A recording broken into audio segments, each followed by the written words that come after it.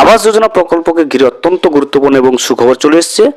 আবাস যোজনা প্রকল্পের দ্বিতীয় দফার প্রথম কিস্তির 60,000 টাকা আমরা প্রত্যেকেই জানি। সেই টাকাটা কিন্তু রাজ্যের মুখ্যমন্ত্রী মমতা বন্দ্যোপাধ্যায় হুগলি জেলার সিঙ্গুর থেকে কিন্তু 28শে জানুয়ারি সমস্ত যোগ্য উপভোক্তার ব্যাংকের অ্যাকাউন্টে যাওয়ার উদ্দেশ্যে কিন্তু ছেড়ে দিয়েছে। আজকের এই ভিডিওতে আমরা প্রমাণস্বরূপ দেখে নেব যে উত্তর 24 পরগনায় কিন্তু সমস্ত উপভোক্তার ব্যাংকের অ্যাকাউন্টে একে একে আবাস যোজনা প্রকল্পের দ্বিতীয় দফার প্রথম কিস্তির 60,000 টাকা কিন্তু ঢুকতে ইতিমধ্যে শুরু করে দিয়েছে। সেই বিষয়টা আমরা আজকের এই ভিডিওতে কিন্তু বিস্তারিতভাবে প্রমাণ হিসেবে দেখে নেব। ভিডিওটি বিস্তারিতভাবে দেখে নেওয়ার আগে ছোট্ট একটা অনুরোধ, যদি চ্যানেলে নতুন হয়ে থাকেন অবশ্যই চ্যানেলটা সাবস্ক্রাইব করে রাখবেন এবং নোটিফিকেশনটা অল করে রাখবেন এই ধরনের সমস্ত আপডেট সবার আগে পাওয়ার জন্য। চলুন আজকের আপডেটটা আমরা বিস্তারিতভাবে দেখে নিই।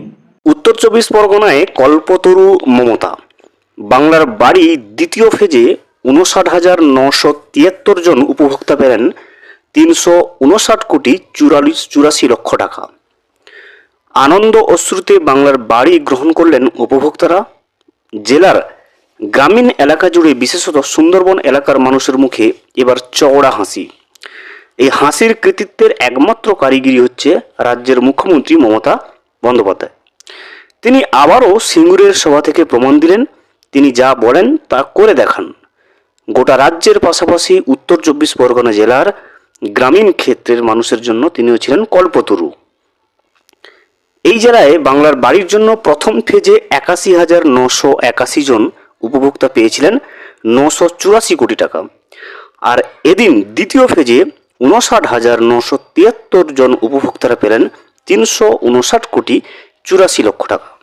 আর এই টাকা ব্যাংক অ্যাকাউন্টে ঢুকতেই আনন্দ অশ্রুতে রাজ্যের প্রশাসনিক প্রধান মমতা বন্দ্যোপাধ্যায়কে কিন্তু আশীর্বাদ দোয়া জানালেন প্রত্যন্ত গ্রামের সাধারণ মানুষ।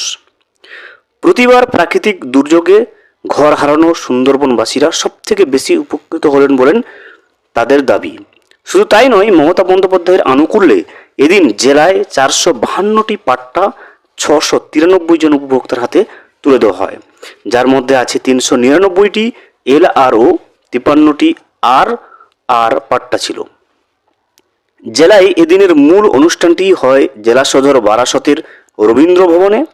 উপস্থিত ছিলেন জেলার সভাধিপতি নারায়ণ গোস্বামী, খাদ্যমন্ত্রী রথীন ঘোষ সহ সভাধিপতি বীণা মণ্ডল, কর্মাধ্যক্ষ মফিদুল হক সাহাজি, বিধায়ক রফিকুর রহমান, রহিমা মণ্ডল, জেলা শাসক শশাঙ্ক সেটি সহ অন্যান্য আধিকারিকরা।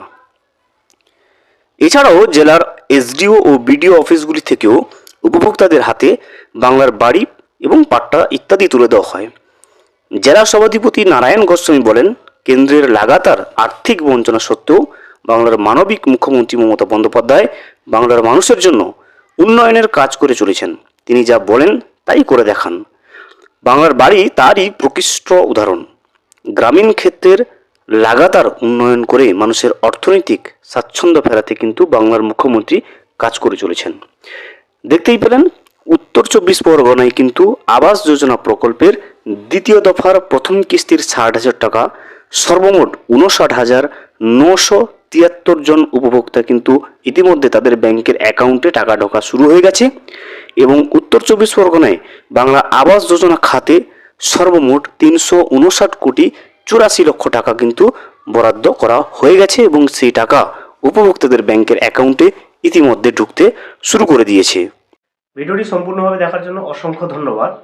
এখনও পর্যন্ত যদি চ্যানেলে নতুন হয়ে থাকেন এবং সাবস্ক্রাইব না করে থাকেন, অনুগ্রহ করে চ্যানেলটা সাবস্ক্রাইব করে পাশে থাকবেন।